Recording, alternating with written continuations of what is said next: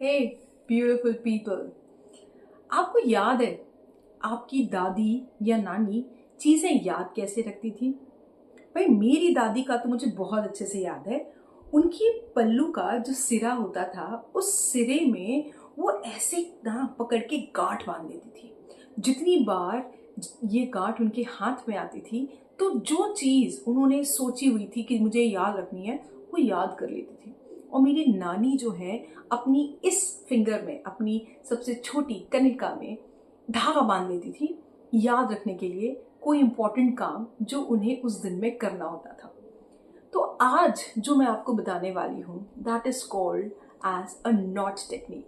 क्या होता है जब हम किसी चीज की गांठ बांध लेते हैं? क्या मतलब होता है इस बात का? इस बात का मतलब होता है कि हम ठान लेते हैं, हम प्रॉमिस कर लेते हैं। तो यहाँ पे भी हम यूनिवर्स तक अपनी इच्छा पहुंचा रहे हैं और मन ही मन ठान रहे हैं कि हाँ, मुझे मालूम है ये इच्छा मेरी पूरी जरूर होगी। लेकिन सिर्फ इस धागे से तब तक कुछ नहीं होगा जब तक उस इच्छा के साथ, उस गांठ के साथ आपकी अपनी भावनाएं ना जुड़ी हो। इमोशन प्लेज अ की role whenever you are practicing any technique, whenever you are practicing any technique।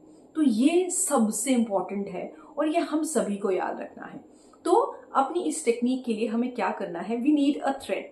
अब ये थ्रेड आप कैसे भी ले सकते हैं। मैंने कलावा इस्तेमाल किया है। कोशिश करें काला नहीं ले, कलावा मुझे सबसे ज़्यादा सूटेबल लगता है। आपको लगता है मुझे कोई और कलर का इस्तेमाल करना है, आप बिल्कुल कर सकते हैं। करना ये है, हमें हमारी एक विश के बारे में सोचना है। And remember, it should be only one wish and clarity is the most important thing.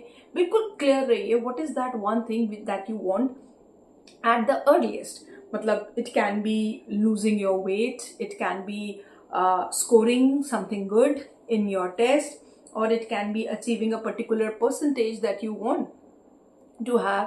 It can be clearing any test, it can be anything, but remember, just one time। अब आपको क्या करना है? ये करने से पहले आंखें बंद करिए,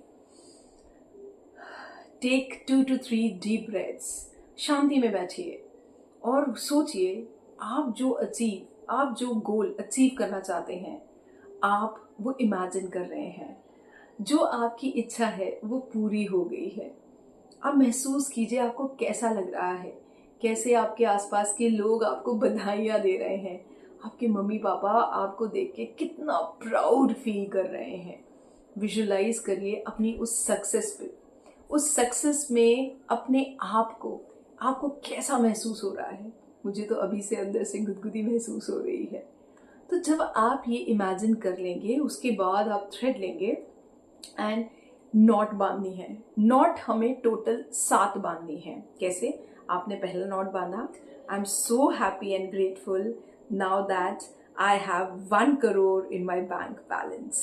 पहली knot, I am so happy and grateful now that I have 1 crore in my bank balance. तो इस तरह से हर बार थैंक यू कहते हुए आपको टोटल 7 नॉट्स बांधनी है। अब 7 नॉट्स ही क्यों? 7 नंबर जो है उसकी फ्रीक्वेंसी बहुत ज्यादा होती है। सोच के देखिए, 7 सुर होते हैं।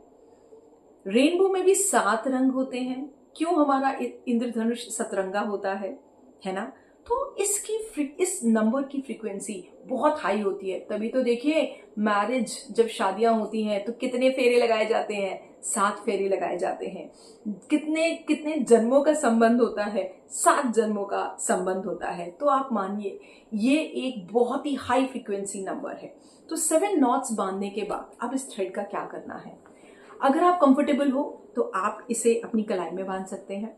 अगर आपको लगता है नहीं, मुझे नहीं पहनना, तो जहां आप बैठते हैं, जहां आप पढ़ाई करते हैं, कोई ऐसी जगह जहां पे आप सबसे ज्यादा बार रेगुलरली विजिट करते हैं, ये वहां होना चाहिए। जैसे ही आपकी नजर इस पे पड़े, वापस से you have to be thankful. Thank you so much, I am so happy and grateful to have 1 crore in my bank balance.